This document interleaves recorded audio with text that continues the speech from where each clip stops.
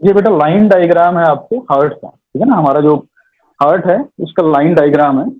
Heart जो बेटा 4 chambered structure है। देखो ये ऊपर की तरफ राइट एट्रिया है, नीचे की तरफ बेटा राइट वेंट्रिकल हो गया, ऊपर की तरफ लेफ्ट एट्रिया और ये left ventricle. Right atria and right ventricle के बीच में बेटा ट्राइकस्पिड वॉल्व होता है। तो बीच में जो वॉल्व होता है वो क्या होता है बेटा, ट्राइकस्पिड। तो left atria and left ventricle के बीच में बेटा जो है, इसके बीच में भी एक वॉल्व होता है। इस वॉल्व का नाम है बेटा माइट्रल वॉल्व। ये है बेटा माइट्रल वॉल्व। उसके बाद हमने देखा था बेटा कि जो राइट वेंट्रिकल है, यहां से जो आर्टरी निकलती है वो पल्मोनरी आर्टरी। ये जो ब्लड जो पंप करता है बेटा पल्मोनरी आर्टरी में पंप करता है। और right ventricle and pulmonary artery के बीच में जो वॉल्व है वो पल्मोनरी वॉल्व। क्या बेटा, पल्मोनरी वॉल्व। सेम चीज बेटा, लेफ्ट वेंट्रिकल से जो आर्टरी निकल रही है, ओरिजिनेट हो रही है, उसका नाम है आओर्टा। और लेफ्ट वेंट्रिकल एंड आउटा के बीच में जो वॉल्व है बेटा आउटिक वॉल्व। आउटिक वॉल्व। उसके बाद क्या होता है बेटा कि जो राइट एट्रिया है ये सिस्टेमिक वेन से ब्लड रिसीव करता है। राइट एट्रिया जो है बेटा ये सिस्टेमिक वेन से ब्लड रिसीव करता है।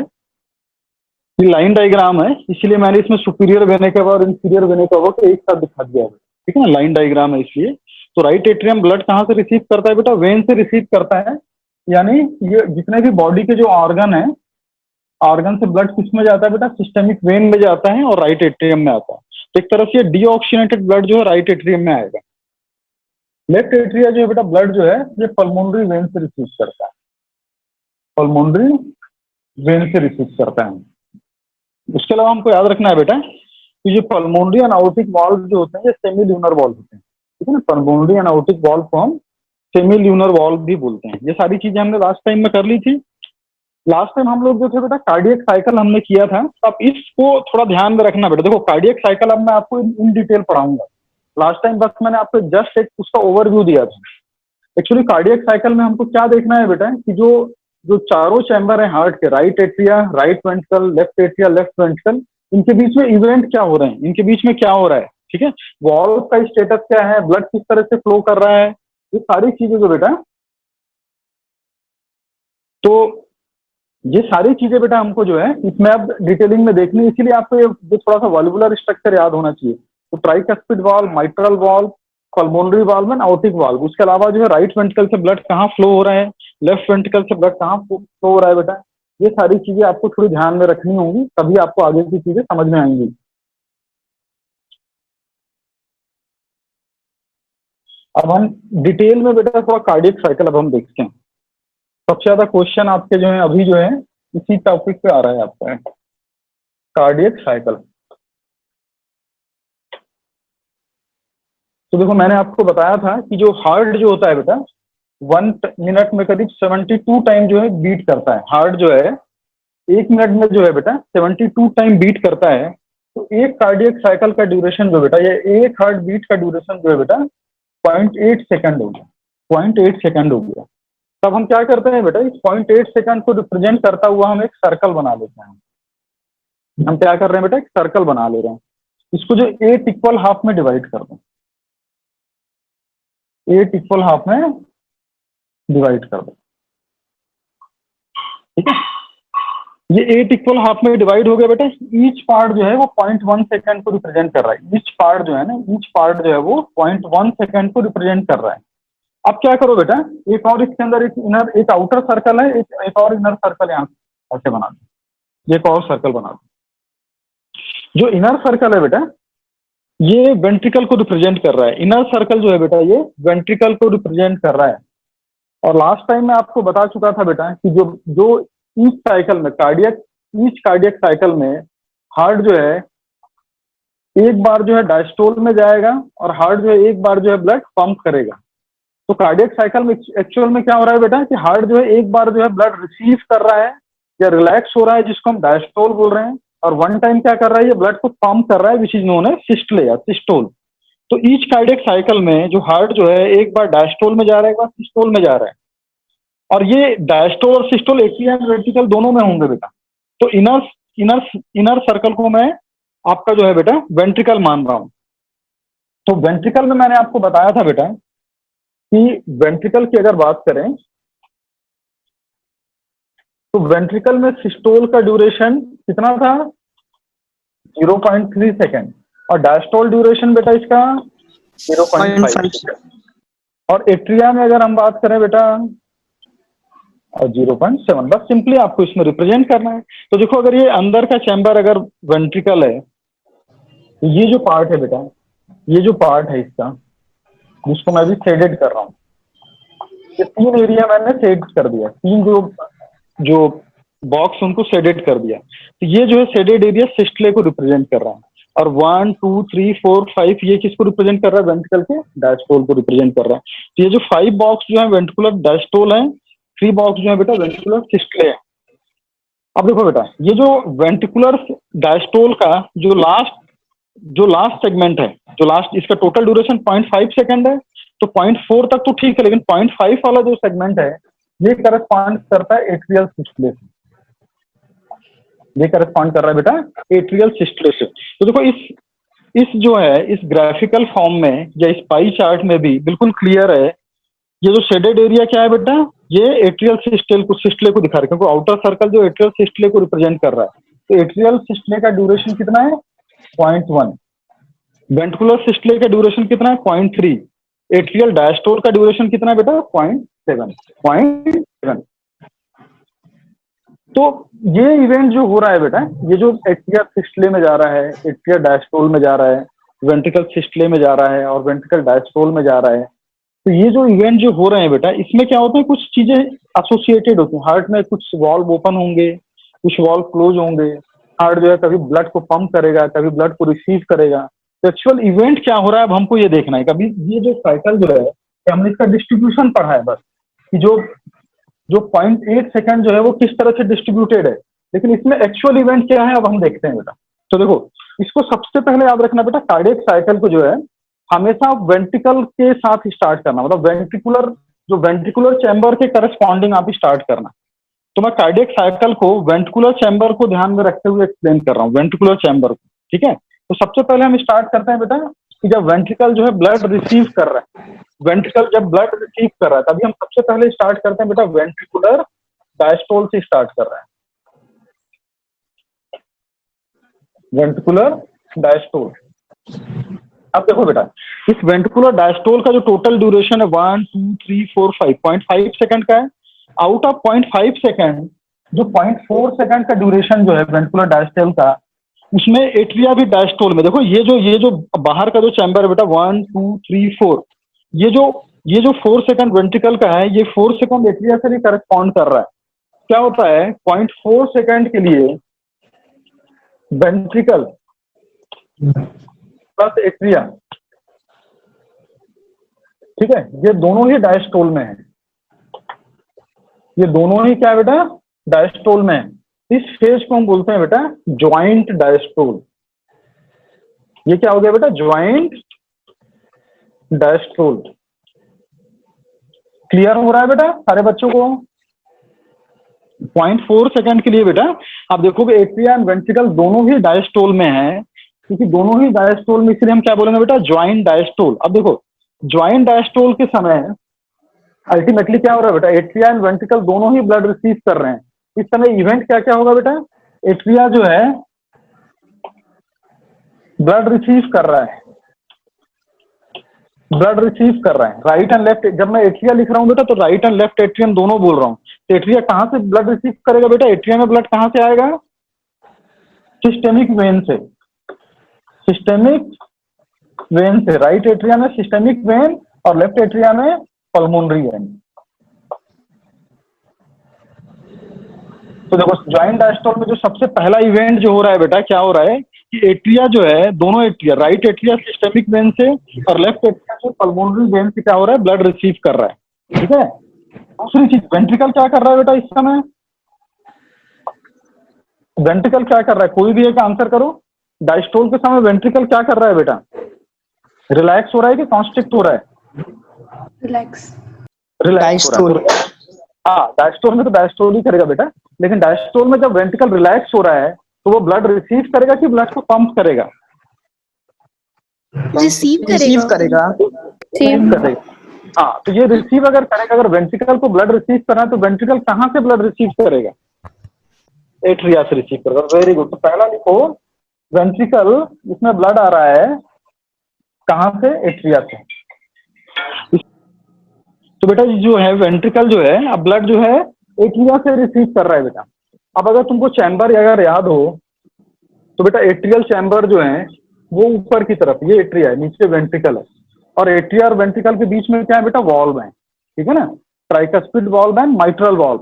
तो अगर वेंट्रिकल जो है एट्रिया से ब्लड रिसीव कर रहा है तो tricuspid and mitral valve open होने चाहिए कि क्लोज होने चाहिए? ओपन होने चाहिए। इसलिए यहाँ पर ओपन होने चाहिए। क्या इवेंट होगा? ट्राइकस्पिड एंड माइट्रल वॉल्व क्या है बेटा इसमें? ओपन होंगे।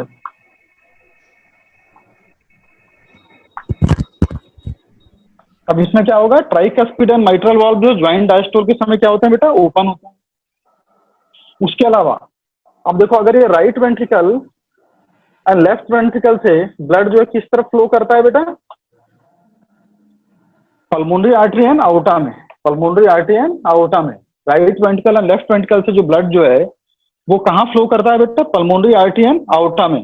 तो अभी देखो बेटा, ज्वाइंट डायस्टोल में वेंट्रिकल अभी ब्लड रिसीव कर रहा है, तो ऑब्वियसली अगर डायस्टोल में तो सिस्टले तो कर नहीं पाएगा, क्योंकि पल्मोनरी आर्टरी एंड आउटा में वेंट्रिकल ब्लड कब पंप करेगा? ब्लड पंप कर रहा है ना, ब्लड कब पंप करेगा? जब वो सिस्टले में होगा।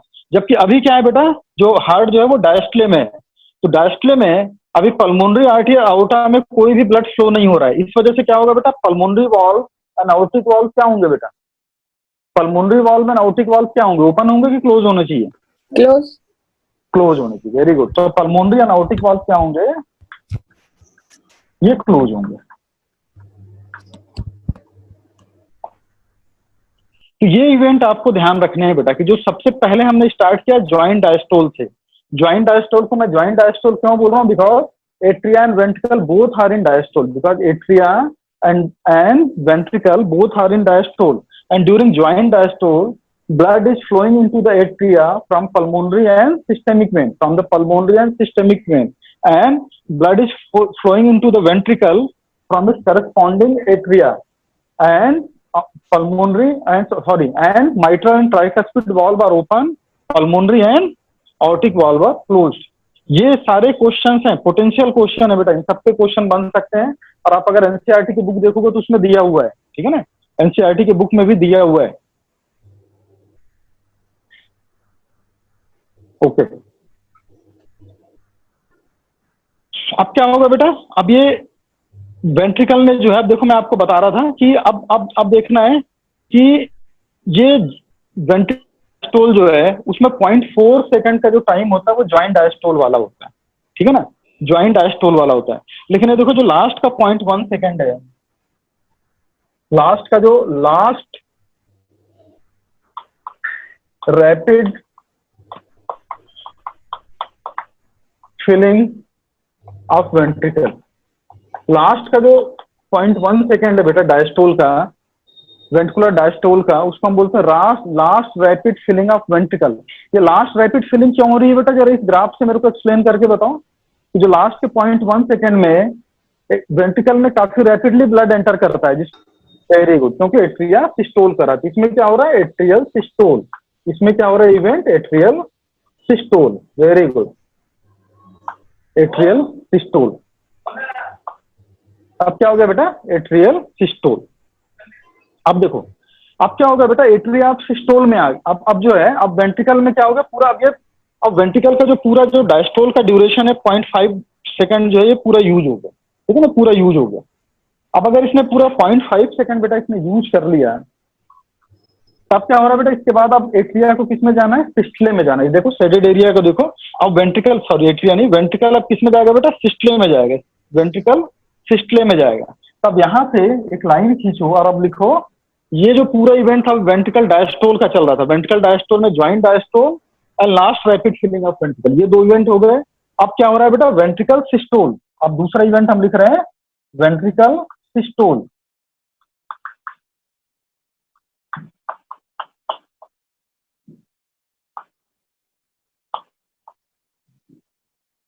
दूसरा इवेंट हमने लिखा बेटा वेंट्रिकुलर सिस्टोल, वेंट्रिकुलर सिस्टोल। अब क्या होगा बेटा, वेंट्रिकुलर सिस्टोल में क्या होगा, वेंट्रिकल का प्रेशर बढ़ेगा कि कम होगा बेटा, इस ड्यूरेशन में वेंट्रिकुलर प्रेशर क्या होगा, कोई भी एक बच्चा आंसर करे।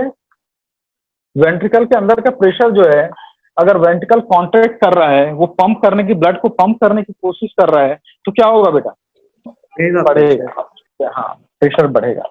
तो ऑब्वियसली अगर वेंट्रिकल में प्रेशर बढ़ेगा तो क्या होगा, जो ब्लड की टेंडेंसी होगी कि जो ब्लड वेंट्रिकल में आया है वो वापस जो एट्रिया में जाना चाहे। अभी याद करो, ये अगर हार्ट के चैम्बर हैं तो ब्लड अभी वेंट्रिकल में है बेटा। अब अगर वेंट्रिकल का प्रेशर बढ़ रहा है तो बैक प्रेशर से ब्लड क्या होगा, कोशिश करेगा कि अभी एट्रिया में एंटर करे।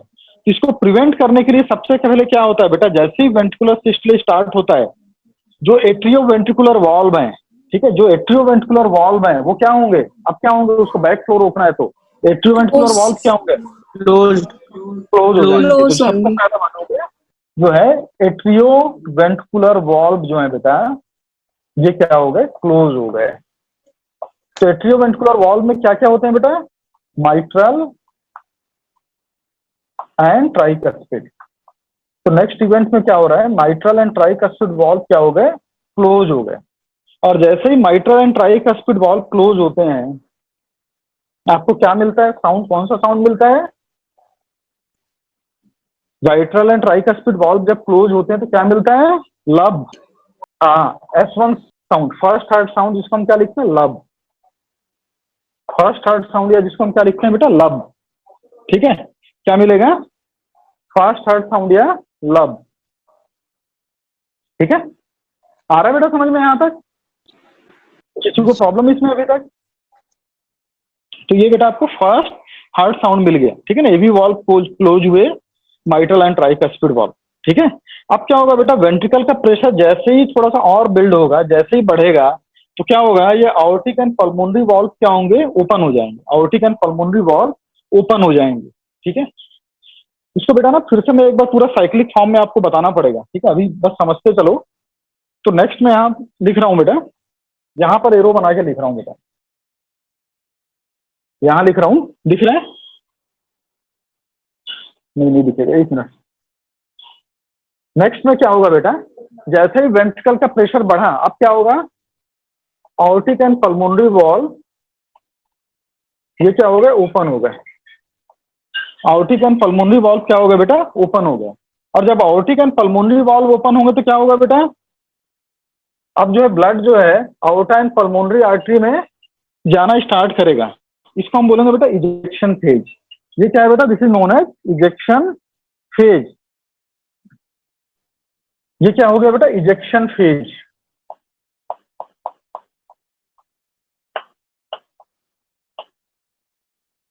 ये हो गया इजेक्शन फेज।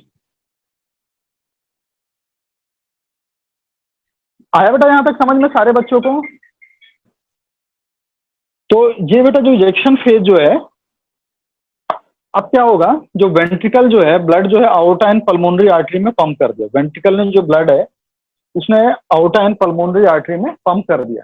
अब उसके बाद क्या होगा, पंप करने के बाद अब अगेन क्या होगा बेटा, वेंट्रिकल का प्रेशर जो है वो ड्रॉप होना स्टार्ट होगा।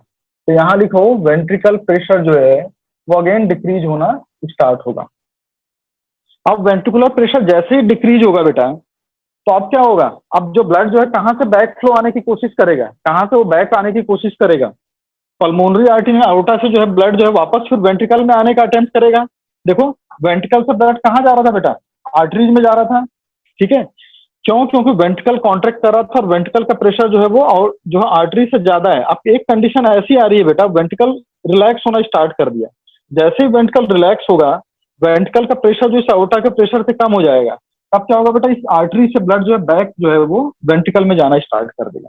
तो इसको प्रिवेंट करने के लिए क्या होगा बेटा, इसको प्रिवेंट करने के लिए क्या करना पड़ेगा हमको, किसको क्लोज करना पड़ेगा बेटा? आर्टरीज से ब्लड को बैक फ्लो में जाने से बचाने के लिए हमको किसको क्लोज करना पड़ेगा बेटा? कोई भी एक आंसर करो सोच के, क्या बंद करना पड़ेगा अब हमें? आउटिक एंड पल्मोनरी वॉल्व। अब हमको क्या क्लोज करना पड़ेगा बेटा? आउटिक एंड पल्मोनरी वॉल्व।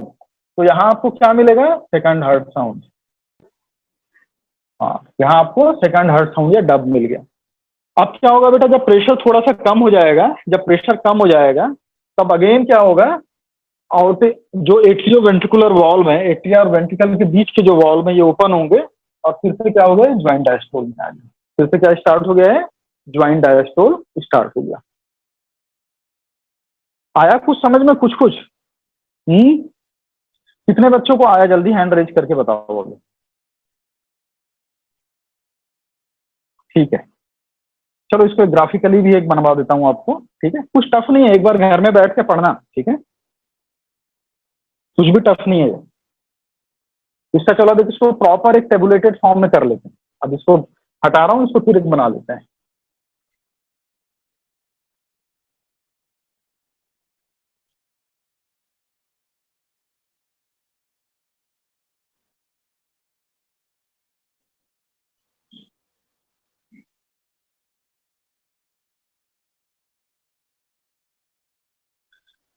तो देखो बेटा, हम कार्डियक साइकिल में जो हमने बोला था, सबसे पहले हम स्टार्ट कर रहे हैं वेंट्रिकल डायस्टोल से।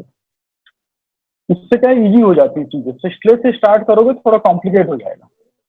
तो डायस्टोल से स्टार्ट करो, वेंट्रिकल डायस्टोल। इसका ड्यूरेशन लिख लो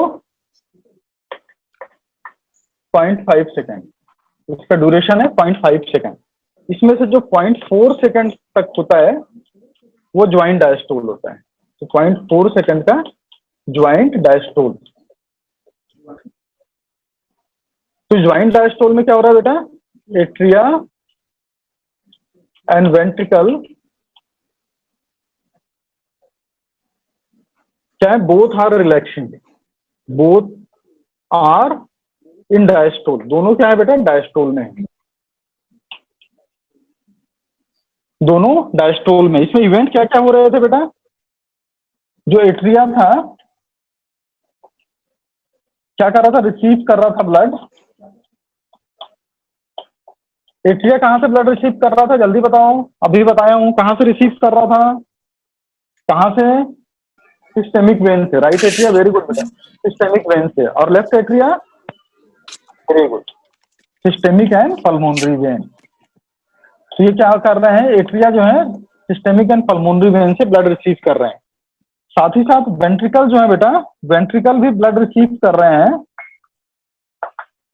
कहां से? एट्रिया। Aorta. वेंट्रिकल कहां रोटा से रिसीव करेगा? एट्रिया से करेगा ना। वेंट्रिकल में डायग्राम याद कर, एट्रिया ऊपर है, नीचे वेंट्रिकल है। तो एट्रिया से ब्लड अल्टीमेटली कहां Yes, आता sir. है? Yes, sir. वेंट्रिकल में आएगा। और इस समय क्या होता है बेटा? जो जो tricuspid and mitral valve, tricuspid and mitral valve ये क्या होते हैं? ओपन होते हैं। Tricuspid and mitral valve open होते हैं। और जो आउटिक एंड पल्मोनरी वॉल्व क्या होते हैं बेटा? ये क्लोज होते हैं। आउटिक एंड पल्मोनरी वॉल्व क्या होते हैं बेटा? ये क्लोज होते हैं। तो ये सारे इवेंट याद रखना बेटा, ज्वाइंट डायस्टोल में ये सारी चीजें चल रही हैं। अब देखो, अभी इसके बाद क्या होगा बेटा? अब इसके बाद जो नेक्स्ट स्टेज आ रहा है, 0.1 सेकेंड जो बचा हुआ है, 0.1 सेकेंड का, ये है last rapid filling. Last rapid filling. तो लास्ट रैपिड फिलिंग में क्या हो रहा था बेटा? लास्ट में रैपिड क्यों फिल हो रहा था? ये वेंट्रिकल क्या रीजन था? यहाँ क्या इवेंट हो रहा है? Atrial systole. हाँ, वेरी गुड, एट्रियल सिस्टोल। यहाँ एट्रियल सिस्टोल की वजह से लास्ट 30% ऑफ ब्लड जो है वेंट्रिकल का जो है एट्रियल सिस्टोल की वजह से आ गया। तो ये हो गया लास्ट रैपिड फिलिंग। अब क्या हो गया बेटा? देखो, अब डायस्टोल तो पूरा 0.5 सेकंड का था, 0.5 सेकंड कंज्यूम हो गया। तब इसके बाद अब वेंट्रिकल को क्या करना है? अब इस 0.5 सेकंड के बाद अब वेंट्रिकल को क्या करना है? वेंट्रिकल सिस्टले में जाना है। तब क्या होगा बेटा? वेंट्रिकुलर सिस्टले स्टार्ट हुआ, वेंट्रिकल सिस्टोल स्टार्ट हुआ। और जब वेंट्रिकल सिस्टोल होगा तो क्या होगा, वेंट्रिकल का प्रेशर जो है वो बढ़ेगा, वेंट्रिकल प्रेशर बढ़ेगा। और जब वेंट्रिकल का प्रेशर बढ़ेगा बेटा, क्या होगा, बैक फ्लो होगा ब्लड का, कहां से, वेंट्रिकल से एट्रिया में, वेंट्रिकल से, वेंट्रिकल टू एट्रिया। इसको प्रिवेंट करने के लिए क्या करना होगा बेटा, इस बैक फ्लो को प्रिवेंट करने के लिए क्या करना होगा, इस बैक फ्लो को प्रिवेंट करने के लिए क्या करना होगा, किस वॉल्व को क्लोज करना होगा, Atrioventricular valve. Ventricle. हाँ, माइट्रल एंड ट्राइकस्पिड या एट्रियोवेंट्रिकुलर वॉल्व, ये क्लोज होगा, ये क्लोज हो गया। और जब mitral and tricuspid valve close होगा तो आपको क्या साउंड मिलेगा, लब साउंड मिलेगा। इसको हम बोलते हैं फर्स्ट हार्ट साउंड। ये क्या होगा बेटा, फर्स्ट हार्ट साउंड। अब क्या होगा बेटा, वेंट्रिकल का प्रेशर जब बढ़ गया, जब काफी बढ़ गया, तो क्या होगा, Arctic and pulmonary valve open हो जाएंगे। Arctic and pulmonary valve open होंगे तो ब्लड कहाँ फ्लो करना स्टार्ट करेगा बेटा, आउटा में, ठीक है, outta, pulmonary outta and आउटिक outta. इसको हम बोलेंगे इजेक्शन फेज। ये हो गया इजेक्शन फेज। अब क्या होगा बेटा, जब ब्लड जो है आउटा में आ गया, आर्टरीज में आ गया, आर्टरी में आने के बाद क्या होगा, वेंट्रिकल का प्रेशर और फिर डाउन होना स्टार्ट होगा। तो जैसे ही वेंट्रिकल का प्रेशर डाउन होगा, वेंट्रिकल प्रेशर जो है वो डिक्रीज हो रहा है, जैसे ही डिक्रीज होगा तो क्या होगा बेटा, आर्टिक एंड पल्मोनरी वॉल्व क्या होंगे, ये क्लोज हो जाएंगे। आर्टिक एंड पल्मोनरी वॉल्व क्या होगा बेटा, क्लोज हो गए। जैसे ही aortic and pulmonary valve close हुए, आपको क्या मिलेगा, एक साउंड मिलेगा जिसको हम बोलेंगे डब, Dub. और ये होगा S2, ठीक है। और अब अल्टीमेटली क्या होगा, वेंट्रिकल का प्रेशर जब सफिशिएंटली लो हो गया तो अगेन फिर किस में चला जाएगा, वेंट्रिकुलर डायस्टोल में चला जाएगा, और फिर से साइकिल जो है फिर रिपीट होना स्टार्ट हो जाएगा।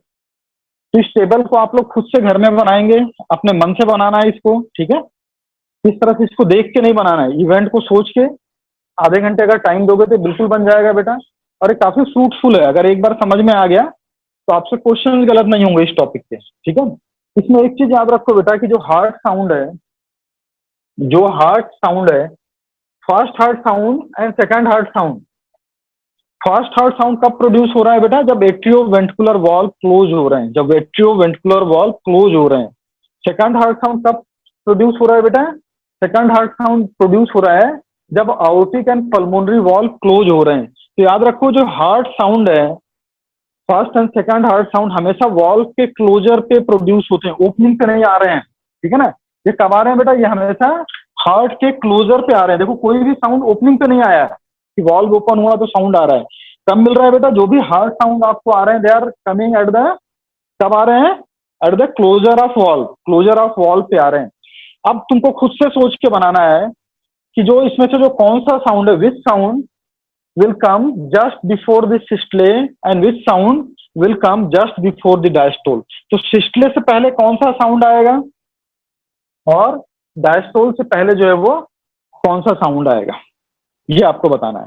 या सिस्टले के समय कौन सा साउंड आएगा और डायस्टोल के समय कौन सा साउंड आएगा, कोई बता सकता है अभी सोच के।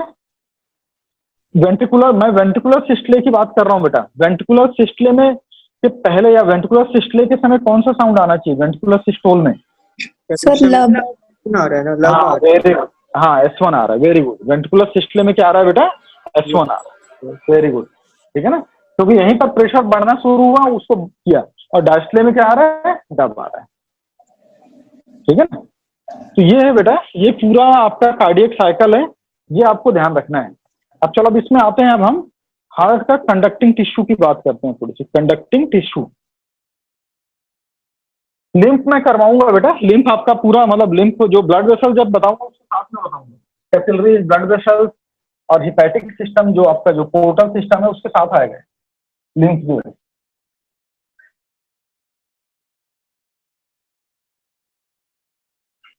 ओके, तो अब हम बात करते हैं बेटा कंडक्टिंग सिस्टम ऑफ हार्ट या कंडक्शन सिस्टम ऑफ हार्ट।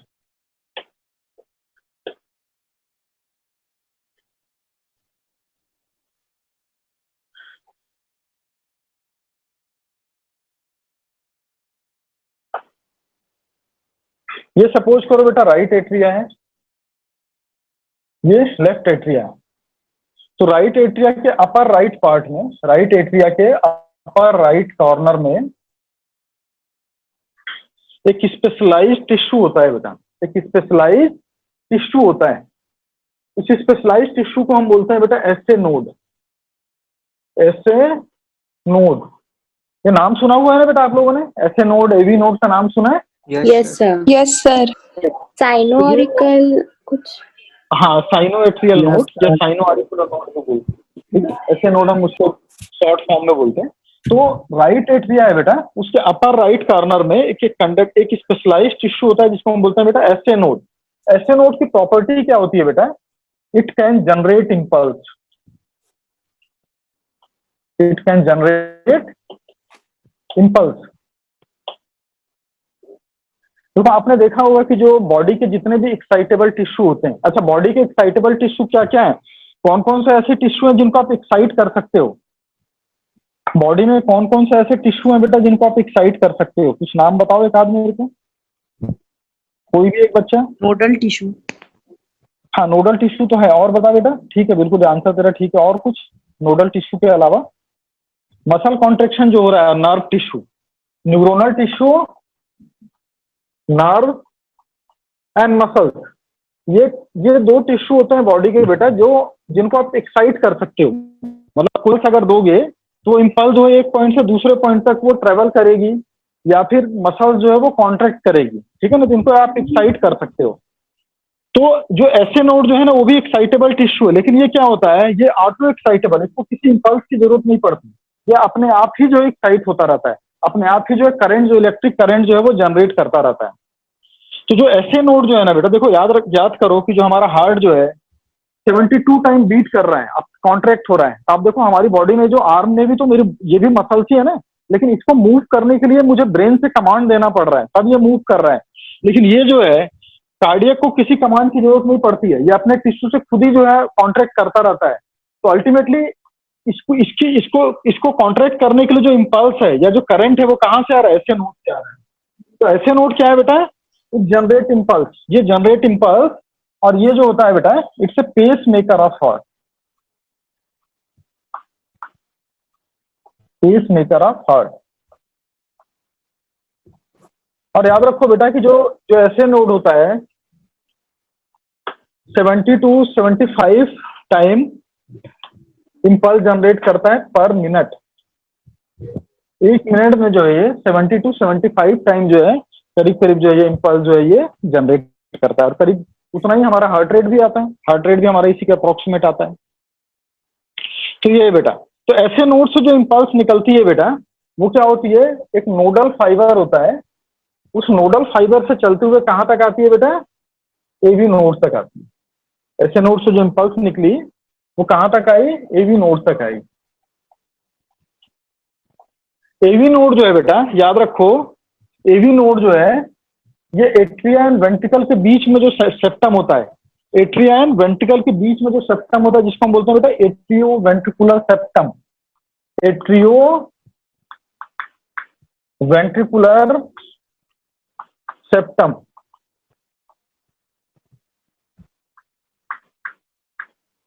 तो एवी नोड जो है बेटा एक्चुअल में एट्रियो वेंट्रिकुलर सेप्टम में प्रेजेंट होता है, लेकिन ये भी टुवर्ड्स राइट साइड ही होता है, ये भी टुवर्ड्स राइट साइड ही होता है।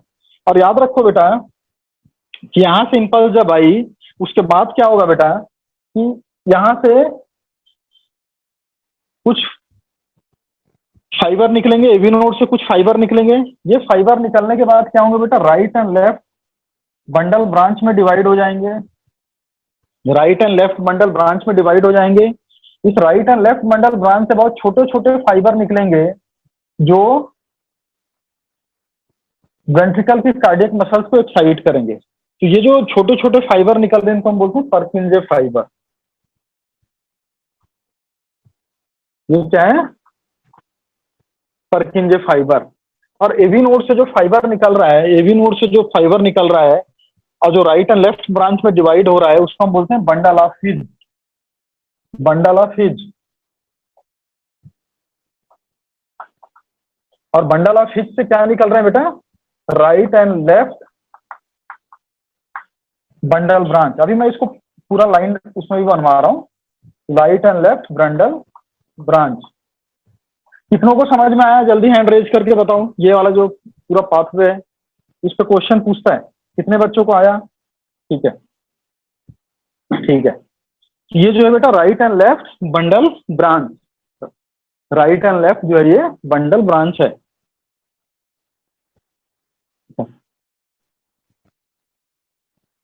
तो राइट एंड लेफ्ट जो है बेटा bundle branch.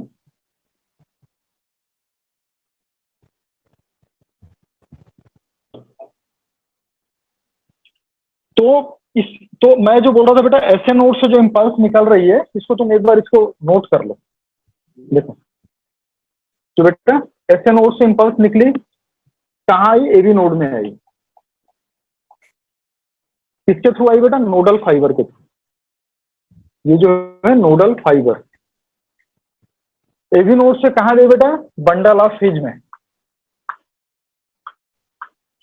Bundle of His में। बंडल ऑफ हिज से क्या निकला? Right and left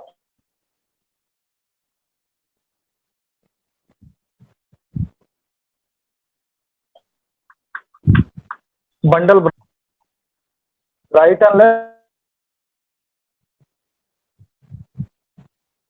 bundle branch. Right and left bundle branch क्या है बेटा? फिर तो ये होता है बेटा कि जो ऐसे नोड से जो इंपल्स निकलती है वो इस तरह से जो है वेंट्रिकल तक क्या होती है बेटा?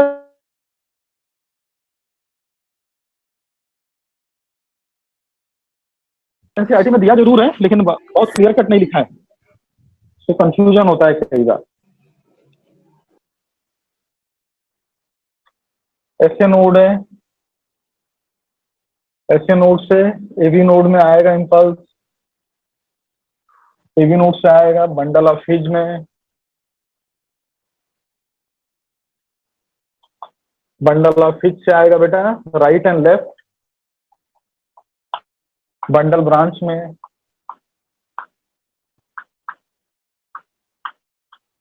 Right and left bundle branch से जाएगा बेटा पर्किंजे फाइबर।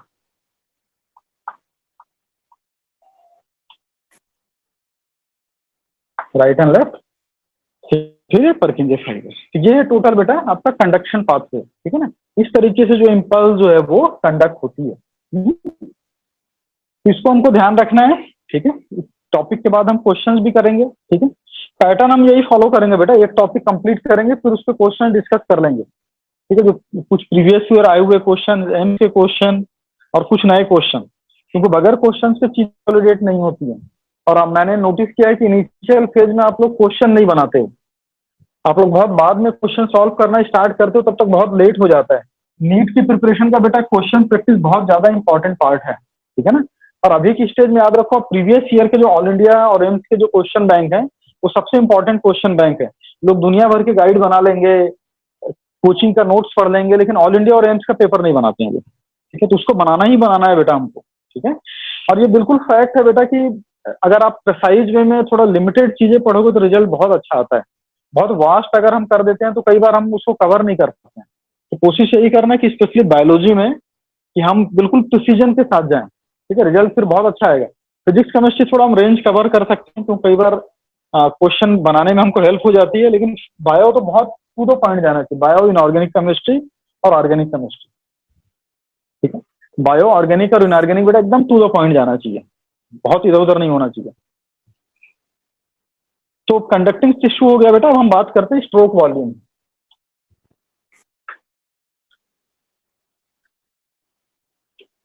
क्या होता है बेटा? इन ईच बीट,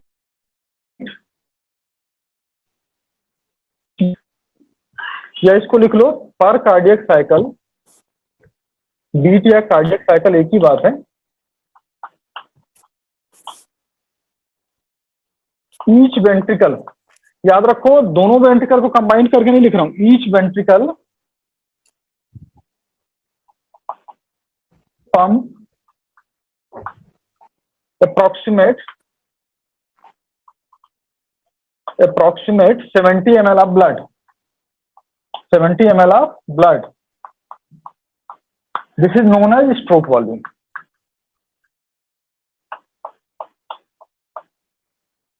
तो स्ट्रोक वॉल्यूम क्या है बेटा? amount of blood pumped by each ventricle in each beat. याद रखो, राइट वेंट्रिकल भी 70 mm पंप कर रहा है और लेफ्ट वेंट्रिकल भी 70 मिलीमीटर पंप कर रहा है, ठीक है, दोनों का मिला के नहीं, आदमी इधर से 30 उधर से 30 आ रहा है। इससे आप लोग बहुत कंफ्यूज होते हो। राइट वेंट्रिकल भी जो 70 मिलीलीटर पंप कर रहा है और लेफ्ट भी 70 मिलीलीटर पंप कर रहा है, दोनों ventricle equal amount of blood जो है वो पंप करते हैं, ठीक है ना। तो ये हमारा ये स्ट्रोक वॉल्यूम है बेटा, ये हमारा क्या है बेटा, ये स्ट्रोक वॉल्यूम है। अब हमको इसमें क्या ध्यान रखना है बेटा, अब हमको इसमें ध्यान रखना है कि कार्डियक आउटपुट क्या होता है। ये तो स्ट्रोक वॉल्यूम हो गया, कार्डियक आउटपुट क्या है,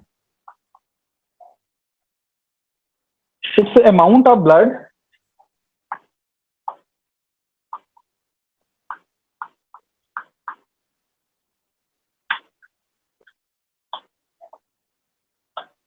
pumped by each ventricle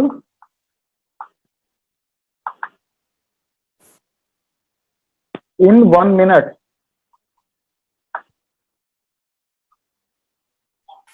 क्या हो रहा है बेटा, 1 मिनट में जो है हमारा जो ईच वेंट्रिकल जो है कितना ब्लड पंप कर रहे हैं, वो क्या है बेटा, वो है कार्डियक आउटपुट है। तो कार्डियक आउटपुट को आप कैसे प्रेजेंट कर सकते हो, कार्डियक आउटपुट क्या होगा, 70 ml पर स्ट्रोक कर रहा है और 1 मिनट में कितनी बार हमारा हार्ट बीट करता है, 72 टाइम। तो टोटल करीब करीब कितना हो गया, 5 लीटर। तो कार्डियक आउटपुट क्या है बेटा, 5 लीटर। तो याद रखो हमारा राइट वेंट्रिकल भी 5 लीटर ब्लड पंप करता है और लेफ्ट वेंट्रिकल भी बेटा 5 लीटर ब्लड जो है वो पंप करता है, ठीक है। राइट वेंट्रिकल भी जो है बेटा 5 लीटर ब्लड पंप करता है एंड लेफ्ट वेंट्रिकल भी क्या करता है बेटा, 5 लीटर ब्लड जो है वो पंप करता है, ठीक है। वो भी जो है ब्लड जो है वो पंप करता है, ठीक है। तो राइट वेंट्रिकल भी जो है वो 5 लीटर ब्लड पंप करेगा एंड लेफ्ट वेंट्रिकल भी जो है क्या बेटा, 5 लीटर जो है ब्लड जो है वो पंप कर देता है। तो ये याद रखना, ये cardiac output and stroke volume का कंसेप्ट है। उसके बाद आते हैं बेटा इसमें जो हम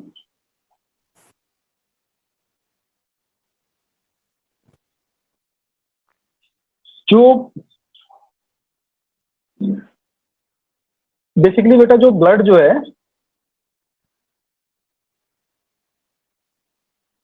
ऑक्सीजनेटेड ब्लड, लिखो ऑक्सीजनेटेड ब्लड जो है वो किस में आता है, आउटा में आता है। आउटा से क्या बनती है बेटा, स्मॉल आर्टरी बनती है। स्मॉल आर्टरी से क्या बनेंगी बेटा, फिर आर्टेरियोल बनेगा। आर्टेरियोल से क्या बनेगा बेटा, कैपिलरी बनेगी। अभी मैं इसको एक्सप्लेन कर रहा हूं, चिंता मत करो। कैपिलरी जो है फिर ये किस में लीड करती है, वेन्यूल में लीड करती है। वेन्यूल से क्या बनते हैं बेटा, वेन बनती है। वेन क्या होंगी बेटा, लार्ज वेन बनाएंगे या वेना केवा बनाएंगे, लार्ज वेन या उसको वेना केवा बोलते हैं। वेना केवा क्या होंगे, फिर ये आपके कहाँ जाएंगी, राइट एट्रिया में जाएंगी। राइट एट्रिया से कहाँ जाएगा, ये राइट वेंट्रिकल में जाएगा। राइट वेंट्रिकल से कहाँ गया, लंग्स में गया। लंग्स से ब्लड कहाँ गया बेटा, पल्मोनरी वेन में गया। पल्मोनरी वेन से लेफ्ट एट्रिया में आया। लेफ्ट एट्रिया से लेफ्ट वेंट्रिकल में आया। लेफ्ट वेंट्रिकल से ऑक्सीजनेटेड ब्लड कहाँ गया, आउटा में गया। ये पूरा सर्कल फिर से स्टार्ट हो गया। ये समझ में आया बेटा सबको, सर नहीं ये दिखा कुछ पार्ट, लंग्स के बाद से जो है ना वो नहीं दिख रहा। लेफ्ट साइड हाँ नहीं दिखा। हाँ, लंग्स के बाद जो है बेटा, लंग्स के बाद जो है ब्लड जो है पल्मोनरी वेन, पल्मोनरी वेन से होता हुआ कहाँ आएगा बेटा, लेफ्ट एट्रियम में आएगा। लेफ्ट एट्रियम से कहाँ जाएगा, लेफ्ट वेंट्रिकल में जाएगा। लेफ्ट वेंट्रिकल अल्टीमेटली ब्लड कहाँ पंप करता है, आउटा में पंप करता है। यही है, फिर से ये साइकिल देखो, ऑक्सीजनेटेड ब्लड आउटा में आ गया, आउटा से फिर ये सर्कुलेशन स्टार्ट हो गया। तो अभी हम बात करते हैं बेटा कि जो हमारी बॉडी में जो ब्लड को जो कैरी कर रही है, जो बॉडी में जो हमारी वेसल्स होती हैं, वेसल्स बेसिकली बेटा आर्टरी हैं और ये वेन्यूल्स हैं या वेन्स हैं। आर्टरी और वेन जो है बेटा एक दूसरे से कैपिलरी के थ्रू कनेक्ट होती हैं। याद रखो, आर्टरी और वेन जो है बेटा एक दूसरे से किसके थ्रू कनेक्ट होती है बेटा? कैपिलरी के थ्रू कनेक्ट होती हैं। तो क्या होगा बेटा कि जो मेजर जो आउटा है, आउटा से क्या होती है, स्मॉल आर्टरीज निकलती हैं। ये जो स्मॉल आर्टरीज हैं, अगर आर्टरी का अगर आप स्ट्रक्चर देखोगे, अगर एक नॉर्मल आर्टरी का अगर आप स्ट्रक्चर देखोगे तो क्या होता है, इसका सबसे आउटर लेयर होता है जिसको हम बोलते हैं ट्यूनिका एक्सटर्ना। Tunica externa. जो मिडिल लेयर होता है ट्यूनिका मीडिया।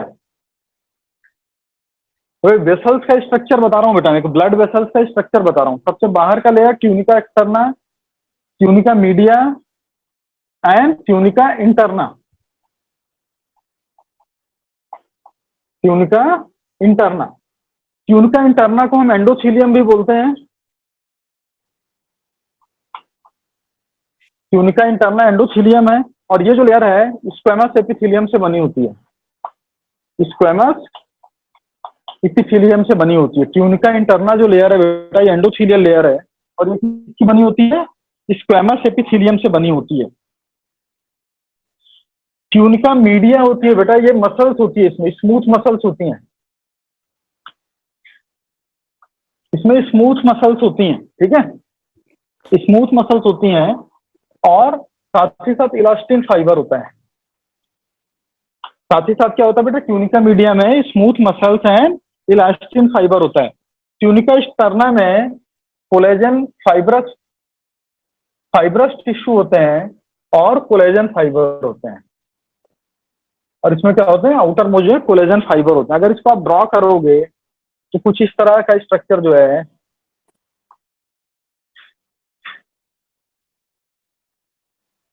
कुछ इस तरह का स्ट्रक्चर आपको देखने को मिलेगा। अलग कलर यूज कर रहा हूं बेटा मैं।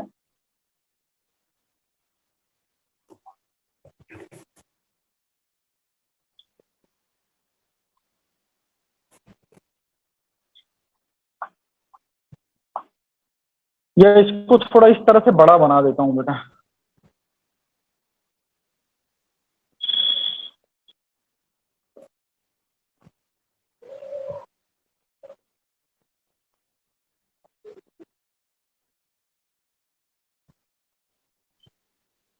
देखो बेटा, ये जो लेयर है, जो व्हाइट कलर से जो लेयर है बेटा, ये एक्सटर्ना है, ट्यूनिका एक्सटर्ना। जो ग्रीन कलर से जो बनाया हूं बेटा, ये इंटरना है। इन दोनों के बीच में जो लेयर दिख रही है बेटा, ये मीडिया है। Tunica externa media. सेम चीज इस स्ट्रक्चर में भी है। ये जो स्ट्रक्चर है ये एक्सटर्ना है। ये ग्रीन कलर वाली लेयर जो है ये मीडिया है। इन दोनों, सॉरी, ग्रीन कलर वाली लेयर जो है बेटा इंटरना है। और इन दोनों के बीच की जो स्ट्रक्चर है वो है बेटा मीडिया है, ठीक है। ये जो स्ट्रक्चर है बेटा आर्टरी है और ये जो स्ट्रक्चर बना है ये बेटा वेन है। Artery and when. तो देखो, आर्टरी और वेन में जो आप मेजर डिफरेंस आपको जो समझ में आ रहा होगा वो ये है कि जो आर्टरी में जो जो मीडिया लेयर होती है, जो मस्कुलर लेयर होती है, वो ज्यादा होती है। आर्टरी में क्या होती है बेटा, जो मस्कुलर लेयर होती है वो क्या होती है बेटा, उसका जो क्वांटिटी जो है वो होता है, ज्यादा होता है, ठीक है ना। जबकि वेन में क्या है बेटा, मस्कुलर लेयर का जो जो जो है वो कुछ कम है, वो जो है कम होती है, ठीक है। मस्कुलर लेयर जो होती है रोबस्ट नहीं होती है वेन में। इसके अलावा क्या होता है बेटा कि अब हम यहाँ से अगर आप देखोगे, ब्लड जो है आउटा से आया, फिर स्मॉल आर्टरी बना, फिर आर्टीरियोल बन गया, ठीक है। एक्चुअल में क्या होता है कि ब्लड जो है किसी आर्गन या टिश्यू तक पहुंच रहा है। देखो अब इसको यहां से समझो कि जो आर्टरी से जो ब्लड आ रहा है, उस ब्लड को किसमें सप्लाई करना है। जैसे सपोज करो ये एक आर्गन है, ये सपोज करो लीवर है,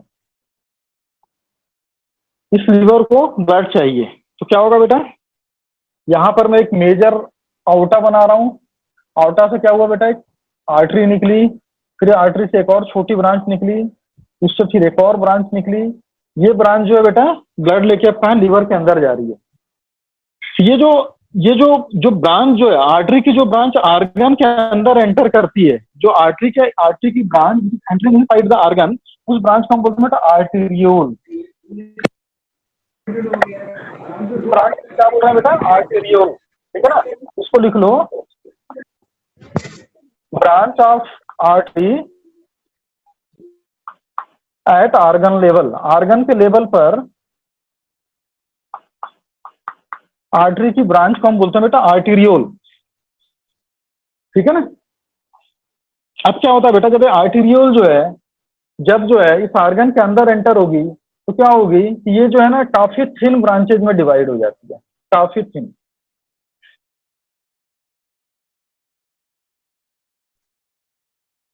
इस थिन ब्रांच को हम बोलते हैं बेटा कैपिलरी। इस थिन ब्रांच को हम बोलते हैं बेटा कैपिलरी। तो याद रखो बेटा कि इनसाइड द आर्गन, आर्गन के अंदर क्या होती है कि जो आर्टरी जब एंटर करती है तो क्या होती है, it's form a very thin branch, बहुत ही ज्यादा थिन ब्रांच फॉर्म करती है। उस थिन ब्रांच को हम बोलते हैं बेटा कैपिलरी। कैपिलरी में क्या होता है बेटा, अगर कैपिलरी का अगर आप स्ट्रक्चर देखोगे तो क्या होगा, इसके एपिथेलियम और उसकी बेसमेंट मेम्ब्रेन, बस इसमें यही होता है। ये कैपिलरी है बेटा। तो कैपिलरी में क्या मिलेगा आपको, सिर्फ जो है एंडोथेलियम लाइनिंग, एंडोथेलियम प्लस इसकी बेसमेंट मेम्ब्रेन, प्लस इसकी बेसमेंट मेम्ब्रेन। तो याद रखो बेटा at the level of capillary,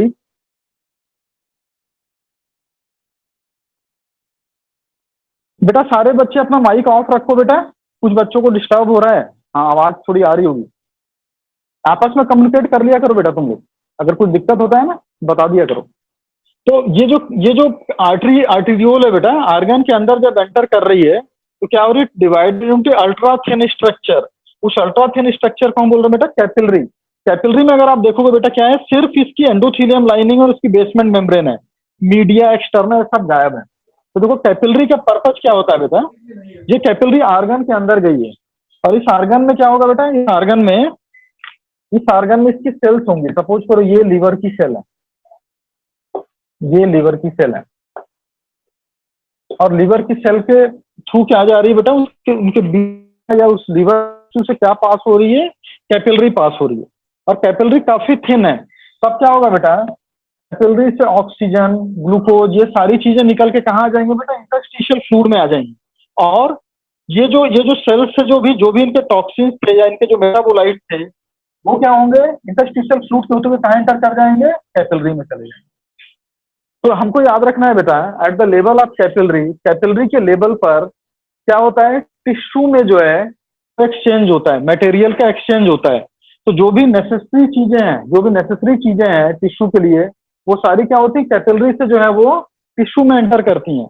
और जो भी उसके वेस्ट प्रोडक्ट हैं या मेटाबोलाइट हैं वो क्या होते हैं बेटा, इस टिश्यू से जो है कैपिलरी में एंटर करते हैं। अब देखो कैपिलरी का ये जो एंड है बेटा, ये आर्टीरियोलर एंड है, जहां से एंटर कर रही है आर्टीरियल एंड, यहाँ से जो ब्लड जो है इस तरह से फ्लो कर रहा है। अब क्या होगा, कैपिलरी अपना सारा काम कर दी, कैपिलरी अपना सारा काम कर दिया। अब सारा काम कंप्लीट करने के बाद क्या होगा, यहाँ से जो भी वेस्ट प्रोडक्ट इसको कलेक्ट करके वापस ले जाना है। तो कैपिलरी के दूसरे एंड पे क्या होंगे, बहुत सारी कैपिलरी आपस में कंबाइंड होकर क्या बना लेंगे बेटा, सबसे पहले वेन्यूल बना लेंगे। ये क्या बना ली, वेन्यूल, ये वेन्यूल बना ली। अब इसको हटा रहा हूं,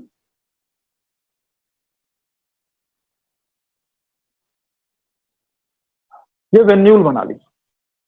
और अब क्या होंगे बेटा, बहुत सारी वेन जो है आपस में कंबाइंड होकर क्या बना लेंगी, एक लार्ज वेन बना लेंगी, एक लार्ज वेन बना लेंगे। और ये अल्टीमेटली वेन क्या बना लेगा, वेना केवा बना। तो कुछ सर्कुलेशन समझ में आया बेटा, कुछ सर्कुलेशन आया आप लोगों को समझ में कि किस तरह से बॉडी में हमारे ब्लड फ्लो करता है, Yes, sir. तक चीजें। Yes sir. Yes sir. तो अब देखो अब थोड़ा सा यहाँ पर समझो, अब क्या हो रहा है बेटा, जो कैपिलरी आपकी जो टिश्यू के लेवल पे जो कैपिलरी फॉर्म हुई बेटा, तो टिश्यू के लेवल पे क्या होता है कि कैपिलरी से फ्लूइड जो है ऊज आउट हो रहा है, बाहर निकल रहा है। बाहर निकल के क्या कर रहा है, इन सेल्स के बीच में जो गैप होता है उन उसकी बीच के गैप में आ जाता है। इस फ्लूइड को हम बोलते हैं बेटा इंटरस्टिशियल फ्लूइड। ये फ्लूइड क्या है बेटा, इंटरस्टिशियल फ्लूइड। ये फ्लूइड है बेटा इंटरस्टिशियल फ्लूइड।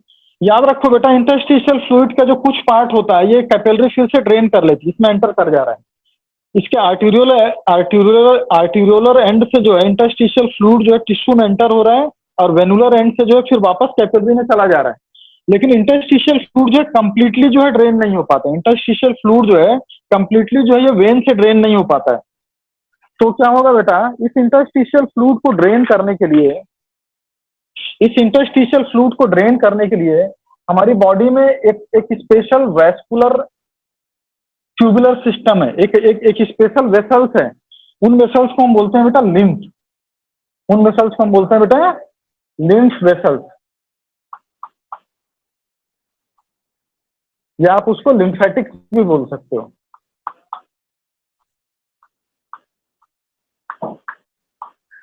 ठीक है, उन वेसल्स को हम बोलते हैं बेटा लिम्फ वेसल्स, या हम उसको क्या बोल सकते हैं बेटा, लिम्फेटिक्स भी हम बोल सकते हैं। तो क्या होगा बेटा, the part of interstitial fluid which enter the part of interstitial fluid which enter inside the lymphatic vessels is known as lymph.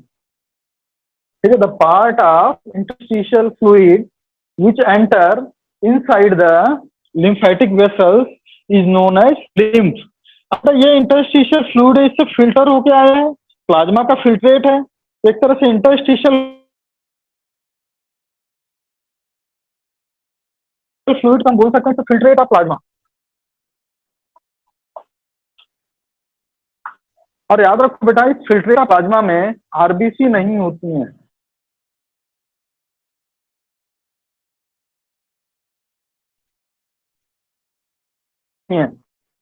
WBC जो है व्हाइट ब्लड प्रोटीन होते हैं, लार्ज प्रोटीन नहीं होते हैं।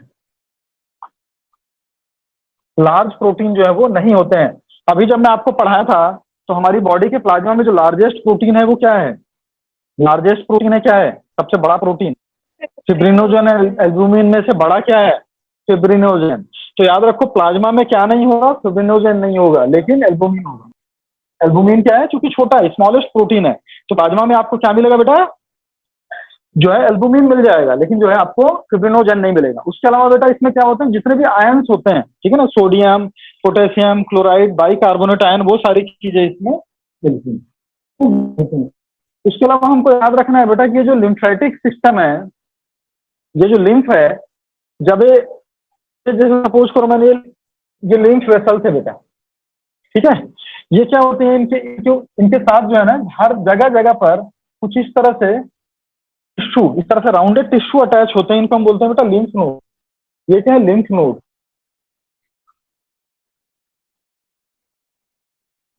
इन लिम्फ नोड में B lymphocyte and T lymphocyte reside करती हैं। इन लिम्फ नोड में क्या होती हैं, बी एंड टी लिम्फोसाइट रहती हैं।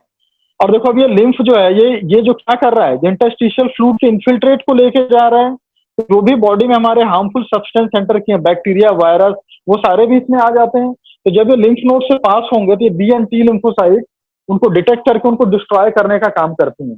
तो जो लिम्फेटिक सिस्टम है वो इम्यून सिस्टम का काफी इंपॉर्टेंट पार्ट है। Lymphatic system is very important part of our immune system. Lymphatic system is very important part of our immune system. कुछ आया बेटा समझ में, कितने बच्चों को आया समझ में, जल्दी हैंड रेज करके बताओ मेरे को।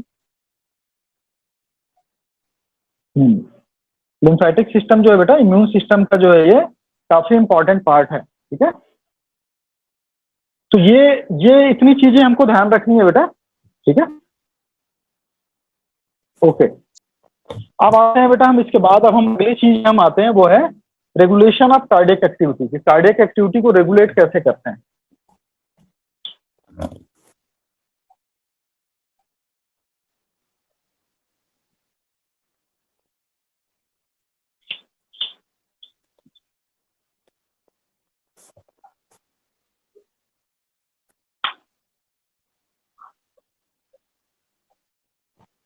Regulation of cardiac activity.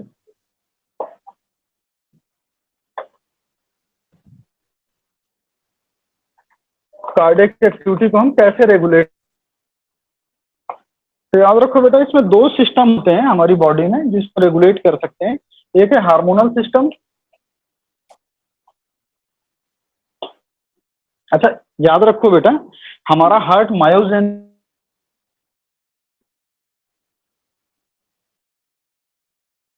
Heart है। ये जो अपना बीट है या इंपल्स जो है ये सेल्फ जनरेट कर सकता है। हार्ट जो है मायोजेनिक इसलिए है बेटा, ये जो अपना हार्ट बीट जो है वो खुद ही जनरेट कर सकता है ऐसे नोड की वजह से। इसको ऐसा किसी न्यूरोनल स्टिमुलस की जरूरत नहीं है कि सेंट्रल नर्वस सिस्टम से स्टिमुलस आएगा तब ये कॉन्ट्रैक्ट करेगा। ये क्या खुद अपनी इंपल्स जनरेट कर सकता है। इसीलिए क्या हार्ट हमारा जो है बेटा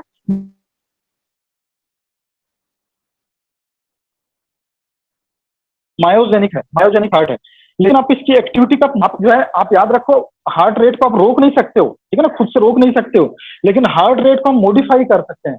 तो हार्ट क्या है बेटा, हमारा मायोजेनिक हार्ट है, लेकिन इसकी एक्टिविटी को वी कैन मॉडिफाई। तो मॉडिफाई करने के लिए हमारे पास दो सिस्टम है, एक हार्मोनल सिस्टम है, दूसरा न्यूरोनल सिस्टम है।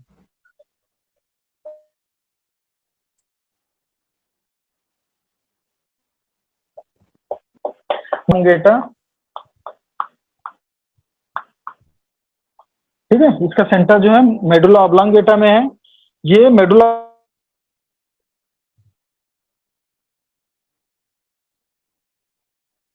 ऑब्लांगेटा में जो है ये स्टिमुलेट भी कर सकता है। तो cardio inhibitory and cardio stimulatory दोनों सेंटर होते हैं बेटा मेडुला ऑब्लांगेटा में, ठीक है। क्या होगा बेटा कि, और ये कैसे करता है बेटा मेडुला ऑब्लांगेटा जो है,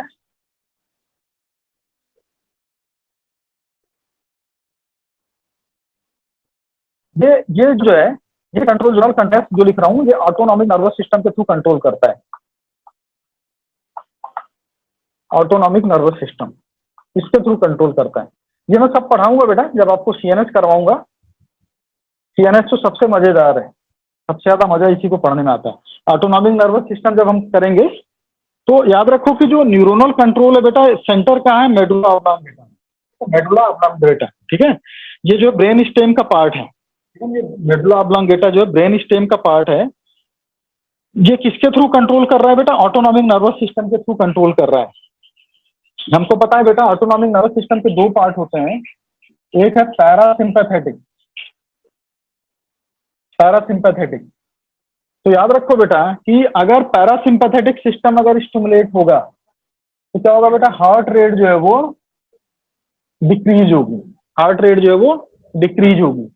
और मायोकार्डियल कॉन्ट्रैक्शन जो फोर्स ऑफ, ऐसे लिखो, force of myocardial contraction,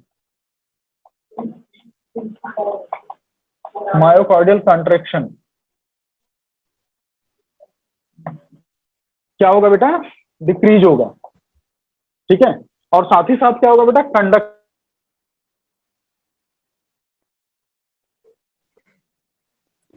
delay होगा। कंडक्शन जो है वो, ये सारी चीजें जो है कंडक्शन डिले, यानी धीरे धीरे चलेगा। आप ये समझो हार्ट रेट डिक्रीज हो गया मतलब जो आप 70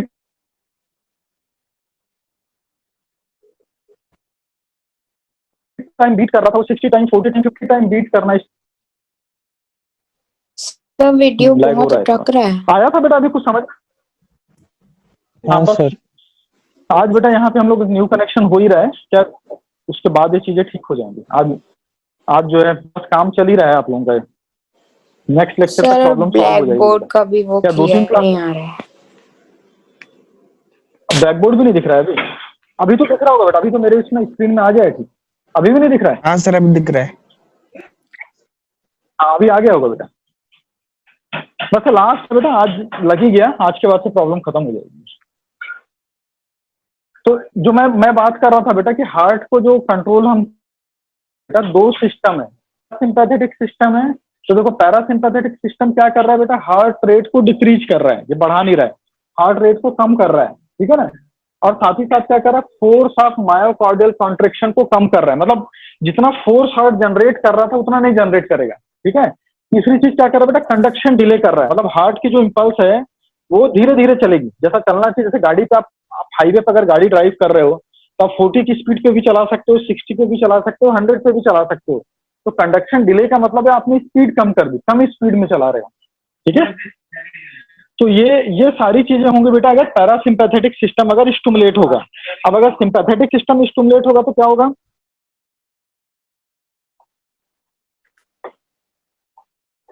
अगर सिंपैथेटिक सिस्टम अगर स्टिमुलेट होगा तो क्या होगा, हार्ट रेट क्या होगा, इंक्रीज हो जाएगा, ठीक है। फोर्स ऑफ कॉन्ट्रैक्शन जो है वो बढ़ जाएगा।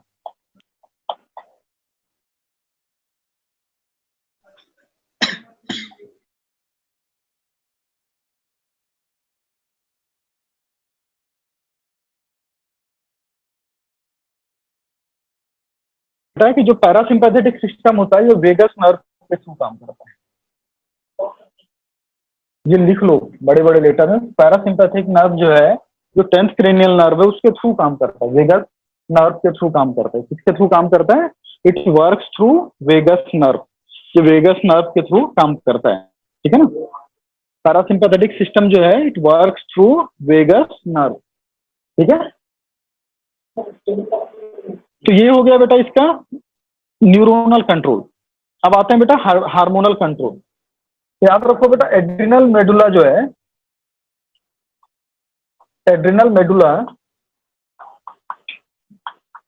ये भी हार्ट की एक्टिविटी को स्टिमुलेट करता है। एड्रिनल मेडुला, इसके जो हार्मोन है एड्रिनलिन और नॉर एड्रिनलिन, ये भी क्या करते हैं? ये भी हार्ट को स्टिमुलेट करते हैं, सिंपैथेटिक सिस्टम की तरह काम करते हैं।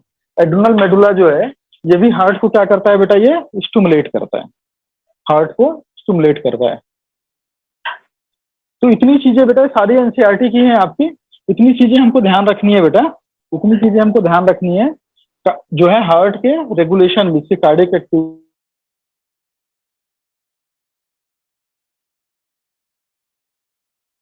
को हम किस तरह से रेगुलेट करें। बच रहा है, वो बच रहा है वायरस कार्डियक डिजीज है जी।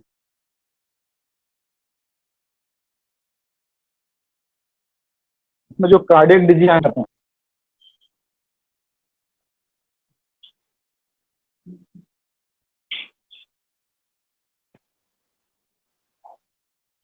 कार्डियक डिजीज,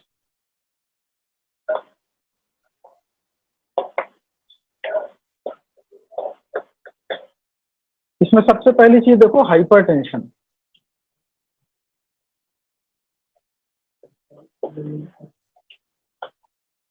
तो एक्चुअली बेटा जो हमारा ब्लड प्रेशर जो है, नॉर्मल ब्लड प्रेशर जो है, सिस्टोलिक ब्लड प्रेशर जो है वो 120 से ज्यादा नहीं होना चाहिए, 120 तक ठीक है, 110 से 120 के बीच होना चाहिए।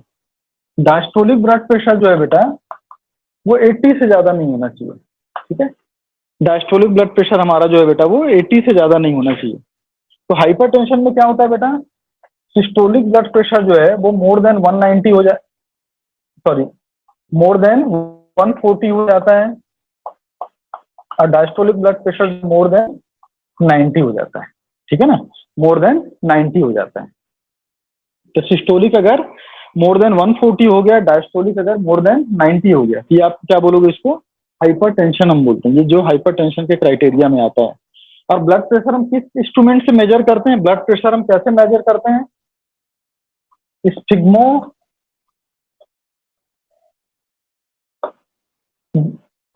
मैनोमीटर, स्पिग्मो मैनोमीटर, इससे हम क्या करते हैं? ब्लड प्रेशर जो हम मेजर करते हैं बेटा।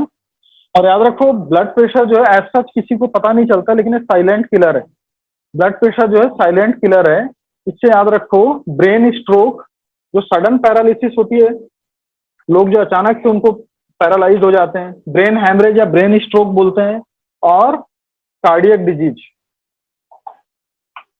जो हार्ट अटैक वगैरह जो है, कार्डियक डिजीज जो है वो इसकी वजह से होती है।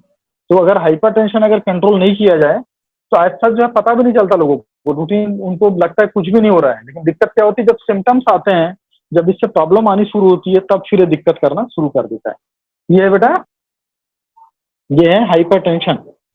नेक्स्ट है बेटा इसमें हमको देखना है वो है कोरोनरी आर्टरी डिजीज। कोरोनरी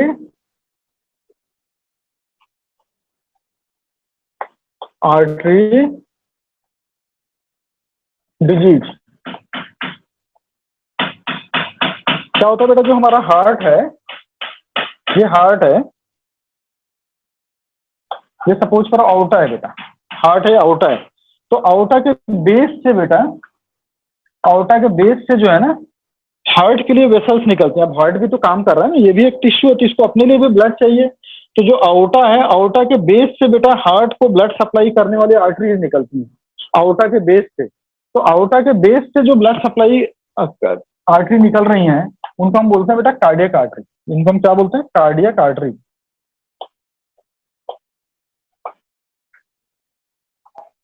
इनको हम बोलते हैं कार्डियक आर्टरी। तो एक्चुअली ये कोरोनरी आर्टरी डिजीज में कार्डियक आर्टरी में प्रॉब्लम हुई। Artery which is supplying blood to the heart, artery which is supplying blood to the heart, ये क्या होती है, ये थोड़ी एबनॉर्मल हो जाती है, ये एबनॉर्मल हो जाती है। ठीक है, तो देखते हैं कि कोरोनरी आर्टरी डिजीज में क्या हो रहा है। कोरोनरी आर्टरी डिजीज में देखो, इसका सबसे पहले स्ट्रक्चर देखो। ये सपोज करो एक कोरोनरी आर्टरी है, और कोरोनरी आर्टरी की हमको पता है किसी भी आर्टरी की जो इनर मोस्ट लाइनिंग होती है वो एंडोथीलियम होती है। इनर मोस्ट लाइनिंग होती है वो एंडोथीलियम होती है। अब क्या होगा बेटा, कोरोनरी आर्टरी डिजीज में एंडोथीलियम के नीचे, सब एंडोथीलियम इसके नीचे, यहां पर क्या होगा बेटा, कैल्शियम, फैट या कोलेस्ट्रॉल फाइबर्स, एंड फाइबर या फाइब्रस प्लेक। फाइब्रस प्लेक लिखो, ज्यादा अच्छा आंसर है, फाइब्रस प्लेक। ये क्या होता है बेटा, ये सारी चीजें डिपॉजिट हो जाती हैं। या अगर ये सारी चीजें डिपॉजिट होंगी तो देखो ये क्या होगा, यहाँ पर थोड़ा बल्ज आ जाएगा, इसकी वजह से क्या होगा, ये जो आर्टरी जो है कुछ इस तरह से बल्ज कर जाएगी।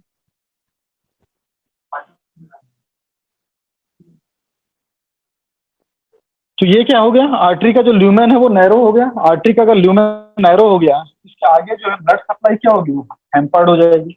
ब्लड सप्लाई क्या होगी, वो हैम्पर्ड हो जाएगी। तो कोरोनरी आर्टरी डिजीज में क्या हो रहा है बेटा, due to deposition of calcium, fat और cholesterol and fibrous plaque inside the coronary artery, blood supply to the heart become hampered. Heart की जो ब्लड सप्लाई है वो क्या हो रही है बेटा, हैम्पर्ड हो जा रही है। और याद रखो, ये जो डिपोजिशन की जो प्रोसेस है, इस प्रोसेस को हम बोलते हैं बेटा, इसका जो नाम है इसको हम बोलते हैं एथेरोस्क्लेरोसिस। इसको हम बोलते हैं athero means blood vessels, sclerosis means hardening, sclerosis. एक बार सब लोग अपने मन में बोल रहे हो इसको, एथेरोस्क्लेरोसिस, एथेरोस्क्लेरोसिस, ठीक है ना।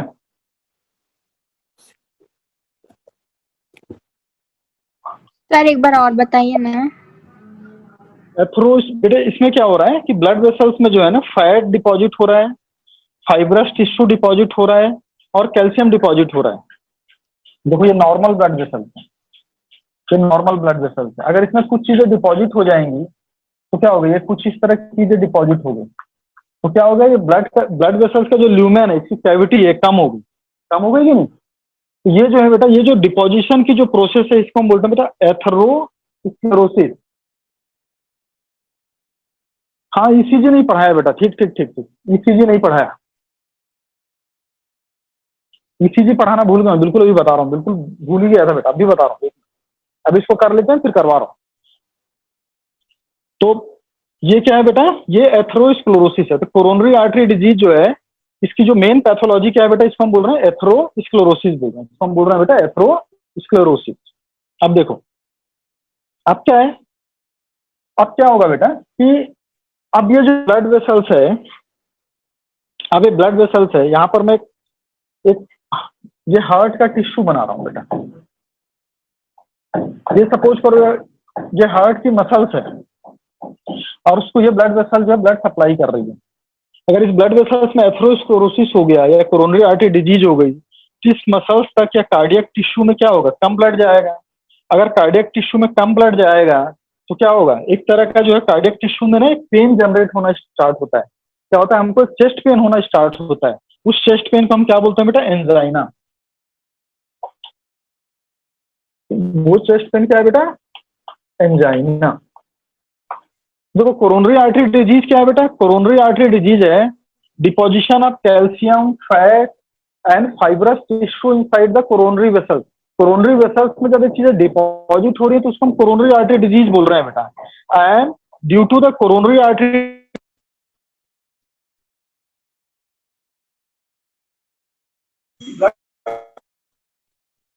Disease, if blood supply to the cardiac tissue decrease, the blood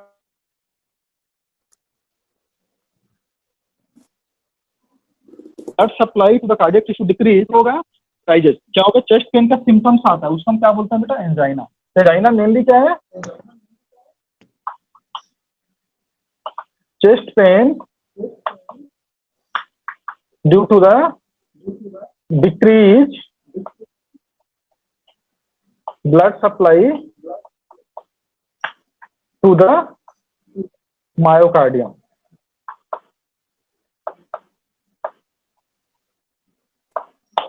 ठीक है ना, मायोकार्डियम को अगर ब्लड सप्लाई कम जा रही है तो इसकी वजह से जो चेस्ट पेन आ रहा है उसको हम क्या बोल रहे हैं बेटा, एंजाइना बोल रहे हैं। कुछ क्लियर हुआ बेटा सारे लोगों को? Coronary artery disease, hypertension and angina, कितने बच्चों को समझना है? हैंड राइज करो जल्दी। सर जिसको क्लियर हो गया? हेलो क्या चीज बेटा, सर, कुछ पूछना है? भी होगा उसको इन फ्यूचर एंजाइना भी होगा? बेटा एक्चुअल में क्या होता है कि जब ये बढ़ता जाता है, जो प्लेक है ना, आगे जब तुम मेडिकल साइंस में आओगे, जब ये याद रखो, जब 70% के आसपास जब ल्यूमेन को ऑक्लूड करता है तब एक्सर्शनल डिस्निया होता है। मतलब पर्सन जब दौड़ेगा, कुछ एक्सरसाइज करेगा तब चेस्ट पेन होगा। और जब ये 90% से ज्यादा ऑक्लूड कर देता है तो रेस्ट में चालू हो जाता है पेन होना। तो एंजाइना जो है जरूरी नहीं कि हर में होगा, कितना ऑक्लूड कर रहा है। अगर 50% से ज्यादा अगर कवर कर रहा है, 70-80% तक पहुंच गया है, तभी सिम्टम्स आने स्टार्ट होते हैं। तो कोरोनरी आर्टरी डिजीज जो है बहुत ऑफ द टाइम एसिम्टोमेटिक होती है। हो सकता है मेरी बॉडी में ही प्लेग बना हुआ हो, लेकिन जो है मुझे ही सिम्टम नहीं आ रहा हो, लेकिन जब ये बढ़ जाएगा तब फिर सिम्टम आना स्टार्ट होगा। तो ये बेटा coronary artery disease and angina. अब नेक्स्ट आते हैं बेटा हार्ट फेल्योर।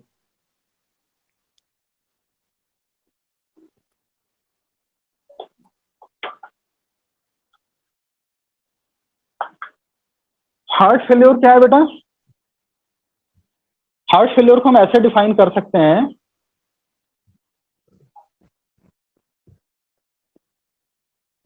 इसको इस तरह से डिफाइन कर सकते हो बेटा, inability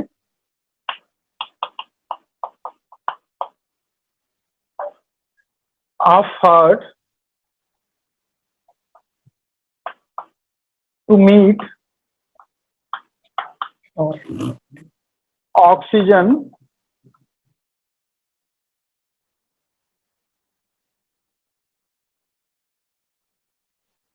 requirement of body, requirement of body. Actually आप देख रहे हो बेटा कि जो हार्ट क्या करता है, ये ब्लड को पंप करता है। उस ब्लड की पंपिंग एक्शन की वजह से ही पूरे बॉडी में ऑक्सीजन जो है वो सर्कुलेट होता है।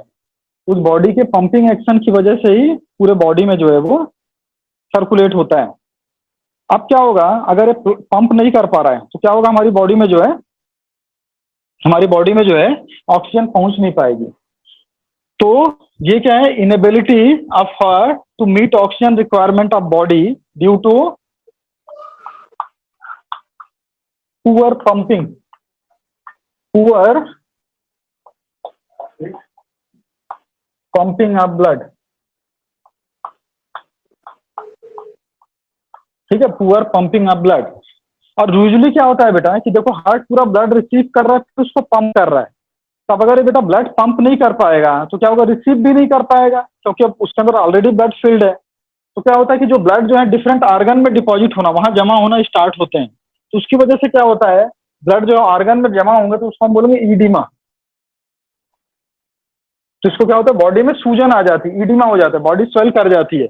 इसीलिए जो हार्ट फेल्योर को हम, इसीलिए हार्ट फेल्योर को हम कंजेस्टिव हार्ट फेल्योर बोलते हैं। इसका जो टर्म है हार्ट फेल्योर को हम बोलते हैं कंजेस्टिव हार्ट फेल्योर।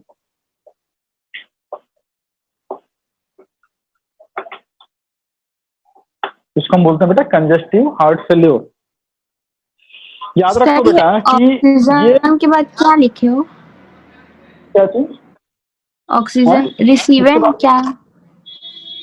requirement देखिए फिर से, inability of heart to meet oxygen requirement, requirement है बेटा। वैसे फ्लो में पढ़ गया, मैं भी नहीं पढ़ पाऊंगा, ठीक है, राइटिंग तो गड़बड़ी है बेटा, पूछ लिया करो, ठीक है। तो inability of heart to meet oxygen requirement आया समझ में, आएगी नहीं बेटा? Yes sir. Requirement of blood due to poor pumping of blood, poor pumping of blood. और इसको हम कंजेस्टिव हार्ट फेल्योर भी बोलते हैं बेटा, कंजेस्टिव हार्ट फेल्योर। और इसकी वजह से क्या होता है बेटा, ईडिमा, बॉडी में स्वेलिंग आ जाती है, ठीक है, ईडिमा हो जाता है। अब इसी में एक टर्म आता है बेटा जिसको हम बोलते हैं कार्डियक अरेस्ट। एक टर्म आता है जिसको हम बोलते हैं कार्डियक अरेस्ट।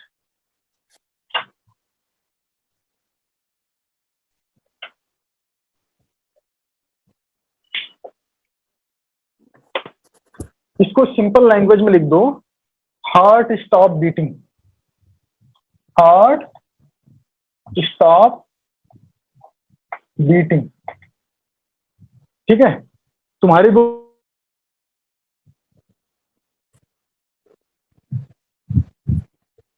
बुक में लिखा है सडन सेसेशन ऑफ हार्ट। ठीक है ना, तो अचानक से रुक जाएगा, मतलब वो हार्ट बीट करना ही बंद कर दिया।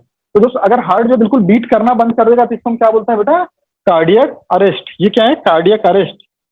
इसी में एक टर्म आता है बेटा, एक टर्म आता है जिसको हम बोलते हैं हार्ट अटैक। एक टर्म हम आता है इसी में, heart attack.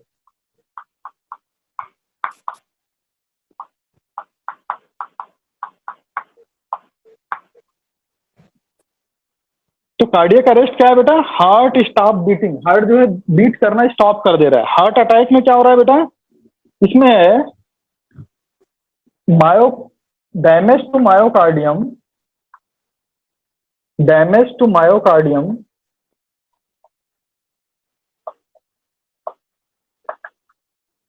Due to decrease blood supply. तो जो हार्ट की मसल्स है बेटा, हार्ट की मसल्स में अगर किसी तरीके से ब्लड सप्लाई अगर कम हो गई तो क्या होगा, इस हार्ट को न्यूट्रिशन नहीं मिलेगा। अगर न्यूट्रिशन नहीं मिलेगा तो क्या होगा, हार्ट मसल जो डेड हो जाएंगे। ठीक है, या यहाँ पे लिख लो डैमेज टू की जगह लिख दो डेड मायोकार्डियम।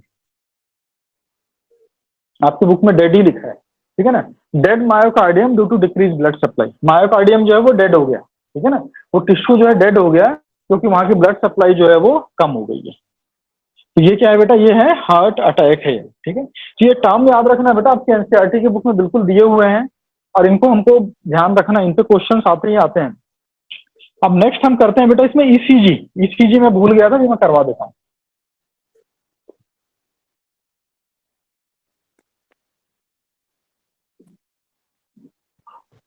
ईसीजी है बेटा electrocardiogram.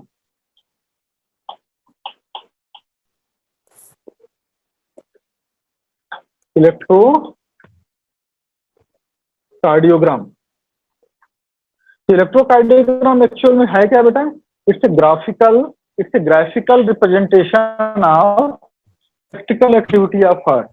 It's an graphical representation of electrical activity of heart. ये कैसा होता है, अगर इसको देखोगे तो कुछ इस तरह का दिखता है।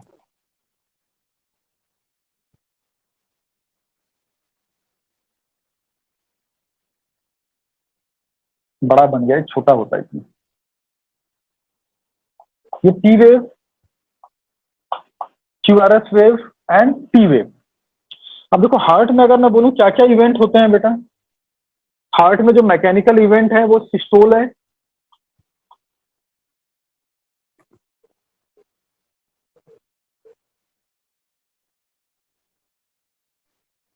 और एंड डायस्टोल। तो याद रखो सिस्टोल के लिए क्या होगा, कुछ इलेक्ट्रिकल इंपल्स आएंगे। मैं बताया था ना कि इसको काम करने के लिए इंपल्स जनरेट होती है।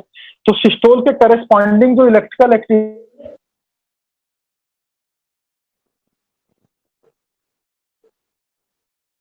है, सिस्टोल के करेस्पॉन्डिंग जो इलेक्ट्रिकल एक्टिविटी है उसको हम बोलते हैं। तो क्या होगा बेटा, पहले वेव ऑफ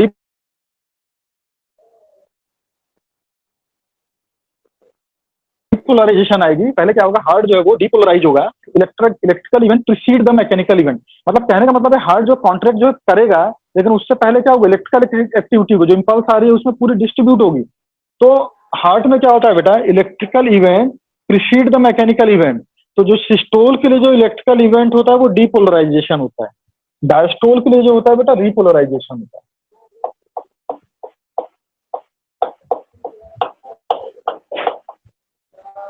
तो जब हार्ट रिपोलराइज होगा तो डायस्टोल में जाएगा, तब डायस्टोल में जाएगा। तो इसमें से बेटा याद रखो जो पी वेव है ये रिप्रेजेंट करती है एट्रियल रिपोलराइजेशन को, एट्रियल रिपोलराइजेशन। पी वेव जो है एट्रियल रिपोलराइजेशन को, क्यूआरएस कॉम्प्लेक्स जो है बेटा ये रिप्रेजेंट करता है वेंट्रिकुलर डिपोलराइजेशन।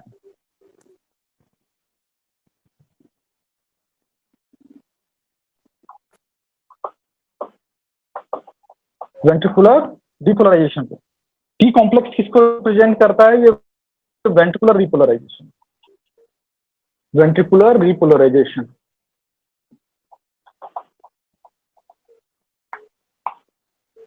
ये किसको रिप्रेजेंट कर रहा है? Ventricular repolarisation.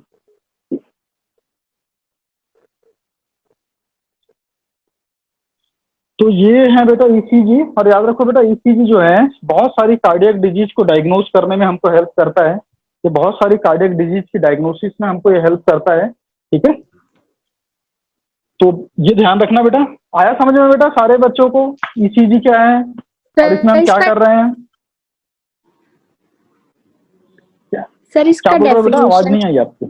सर इसका डेफिनेशन क्या बोले? ग्राफिकल, इससे ग्राफिकल लिख दे रहा हूं, इससे ग्राफिकल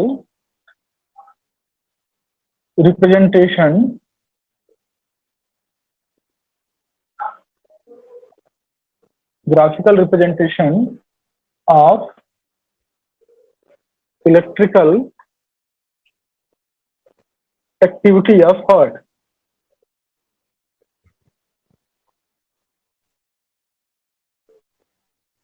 हार्ट की जो इलेक्ट्रिकल एक्टिविटी है बेटा उसको हम ग्राफ के फॉर्म में जो रिप्रेजेंट कर रहे हैं वो ईसीजी है। It's a graphical representation of electrical activity of heart. Sir atrial depolarization को कोई डिनोट नहीं करेगा? एक्चुअली बेटा तुम अगर थोड़ा अपना कार्डियक साइकिल याद करोगे तो एक हो रहा हो। तो अब चूंकि इलेक्ट्रिकल एक्टिविटी वेंट्रिकल से भी आ रही है और एट्रिया से भी आ रही है, ठीक है, उस समय क्या होगा? उसकी एक्टिविटी जो दिखती नहीं है, पता नहीं चलती, क्योंकि वेंट्रिकल की एक्टिविटी डोमिनेट कर जाता है। एट्रियल डिपोलराइजेशन जो है हमको नजर आता है, लेकिन एट्रियल रिपोलराइजेशन जो है, सॉरी ये डीपोलराइजेशन है बेटा, सॉरी ये डी है ना, ये एट्रियल डी नहीं है। तो एट्रियल डीपोलराइजेशन, ठीक है, ये री नहीं है बेटा, सॉरी गलत लिख दिया था क्या? डीपोलराइजेशन री नहीं है, ठीक है ना। एट्रिया का जो रिलैक्सेशन है बेटा वो दिखता ही नहीं है। एट्रियल डीपोलराइजेशन जो है वो नजर नहीं आएगा, ठीक है ना। एट्रियल डीपोलराइजेशन जो है वो नहीं दिखता है, ठीक है। आ गया बेटा बाकी बच्चों को समझ में? तो ये आपका कार्डियोवैस्कुलर सिस्टम हो गया, ठीक है।